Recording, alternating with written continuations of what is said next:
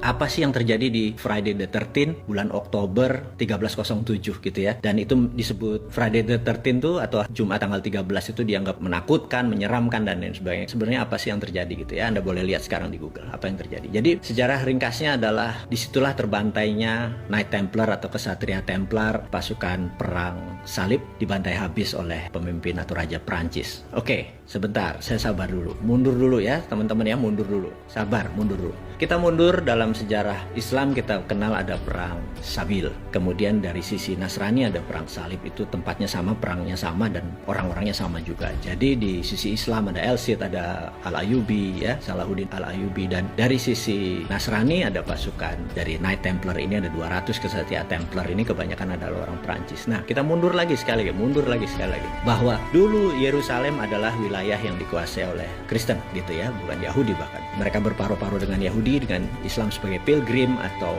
peziarah, juga peziarah Kristen. Nah, pada saat mereka berziarah itu sering dalam perjalanan Eropa ke Yerusalem sering terjadi perampokan dan lain sebagainya. Sehingga Knight Templar ini di awal-awalnya adalah melindungi para pilgrim tersebut untuk sampai dengan selamat ke Yerusalem dan kembali lagi ke negara masing-masing. Nah, singkat cerita, harta-harta mereka ini ternyata oleh Knight Templar daripada dibawa dan beresiko, akhirnya disinilah tercipta yang namanya Euro Billet atau cek pertama kali ada di dunia. Jadi kalau mereka bawa uang, misalnya kita kasih contoh pakai mata uang sekarang 1 juta rupiah gitu ya, cukup di kertas itu 1 juta, nanti ketemu Knight Templar penguasa di Yerusalem, 1 juta itu dicairkan gitu ya. Ini adalah transaksi keuangan awal-awal dulu gitu ya, dan pemegangnya, pengontrolnya adalah Knight Templar. Nah, ada 200 kesatria dan kebanyakan adalah orang Perancis. Jadi mereka adalah jago-jago perang di zamannya perang salib dan perang Sabil itu hampir nggak ada yang mati dari Templar. Memang jago sekali mereka bertempur atau berperang. Nah,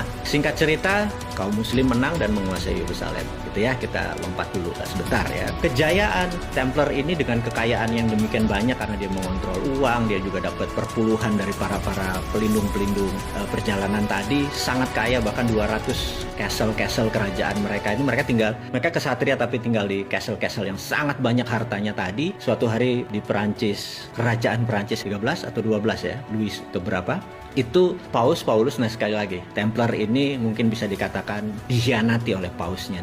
Paus melihat bahwa hartanya Templar ini boleh diambil lagi sama Vatikan atau sama Paus, di mana dia minta dukungan dari raja. Sekali lagi, sementara Raja Perancis juga memerlukan harta yang banyak dan sangat iri dengan kesuksesannya kaum Templar ini, dan mereka membuat strategi, membuat skenario akan menyerang atau menangkap atau membunuh para kesatria Templar ini. Dan peristiwa itu terjadi adalah pada tanggal 13 hari Jumat Oktober 1307. 40% Templar mati, habis semua mereka. To our surprise, alias yang mengejutkan adalah tidak ada 1 sen pun atau tercecer atau emas atau barang-barang berharga yang mereka bisa ambil dari castle atau istana-istana para Templar tersebut. Dan ini sangat mengejutkan. Ternyata mereka berhasil menghilangkan atau membawa lari ataupun bagaimana, dan benda nilainya luar biasa besar. Kita lompat ceritanya, cerita Templar selesai, Templar tahu-tahu tidak ada di permukaan, dan di abad itu adalah abad 14 ya, 13 sekian. Di abad 15 ada yang menarik.